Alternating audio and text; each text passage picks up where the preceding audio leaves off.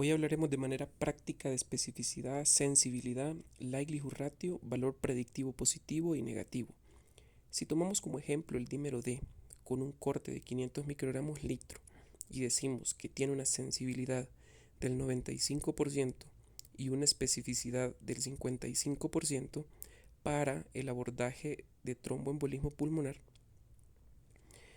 vamos a obtener estos valores de los siguientes cuadros tomando como ejemplo una población de 100 pacientes, en el cual encontramos a verdaderos positivos con esta prueba de un 95 en total y encontramos a falsos negativos de esta prueba con un 5 en total.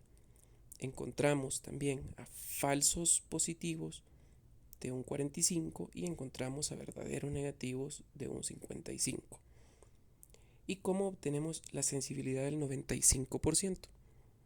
Este valor se obtiene dividiendo a los verdaderos positivos entre los verdaderos positivos más los falsos negativos. Obtenemos 95 entre 100 según el valor de nuestra tabla. Y el resultado será 0.95, que equivale al 95% reportado en la sensibilidad de la prueba. La especificidad la obtenemos de dividir los verdaderos negativos entre los verdaderos negativos más los falsos negativos, es decir, 55 entre 100, y nos da un resultado de 0.55, que es el 55% reportado de la prueba de dímero D. Ahora, el problema con la sensibilidad y la especificidad es que parten desde la enfermedad conocida hacia la probabilidad de encontrar un resultado en el test.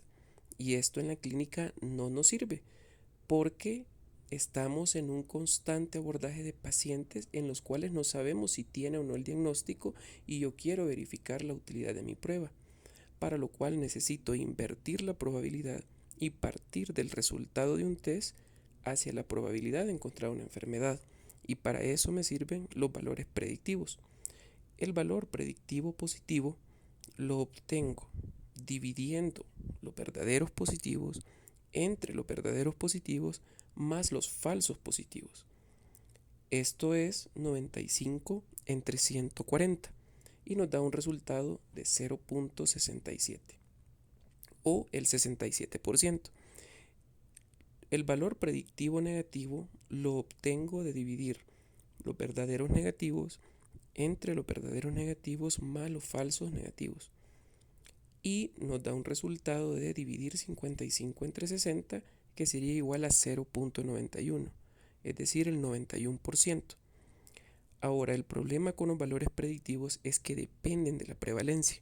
Es decir, que si en una determinada población yo aplico esta prueba y la prevalencia de TEP es alta, el valor predictivo positivo me va a aumentar y el valor predictivo negativo entre una prevalencia alta me va a disminuir. Y si lo aplicamos en el ámbito clínico, podemos decir que con un alto valor predictivo negativo como el que se reporta para la prueba del dímero D, yo puedo establecer que el corte de 500 microgramos litro de dímero D es el umbral que a partir de ahí hacia abajo me hace un resultado negativo y me ayuda a descartar tromboembolismo pulmonar. Pero no tengo con estos resultados calculados un valor de dímero D a partir del cual me confirme tromboembolismo pulmonar o me acerque hacia el 100% de la probabilidad de tromboembolismo pulmonar. ¿Qué pasaría entonces entre estos dos valores? Es lo que se conoce como zona de incertidumbre, que sería el mismo escenario de encontrar un dímero D negativo menor a 500, por ejemplo, pero quedándose el clínico con la sospecha todavía de que el paciente tiene la enfermedad dicha en este ejemplo, que es el tromboembolismo pulmonar, o lo que conocemos como una gran probabilidad pretest de tener la enfermedad frente a un dímero D que está negativo. Entonces aquí nos sirve la siguiente herramienta para poder justificar la utilidad de una prueba, ya sea para buscar la enfermedad o para descartar la enfermedad. y entran en escena lo que es el likelihood ratio o índice de verosimilitud.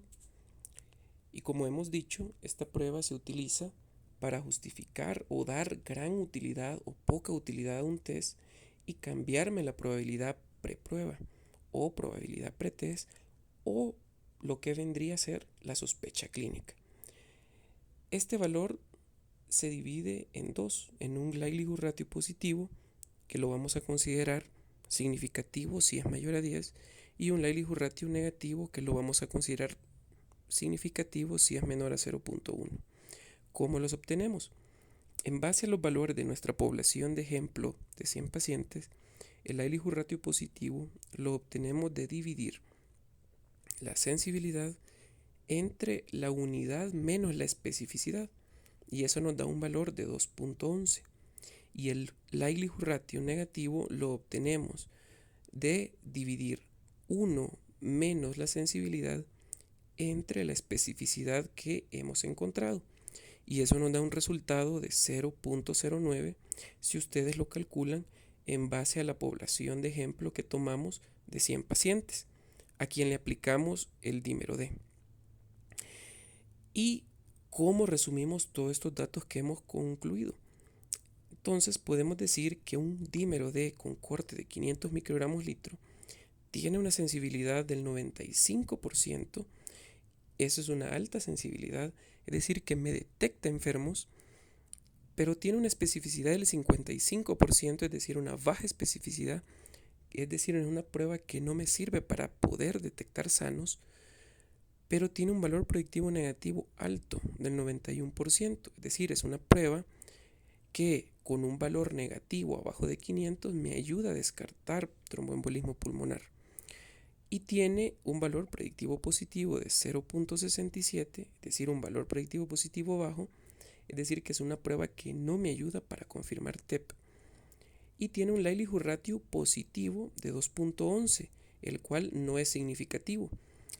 Es decir, que es una prueba que no me sirve para buscar tromboembolismo pulmonar cuando yo la tengo positivo, cuando el resultado del dímero D se encuentra positivo, es decir, arriba de 500.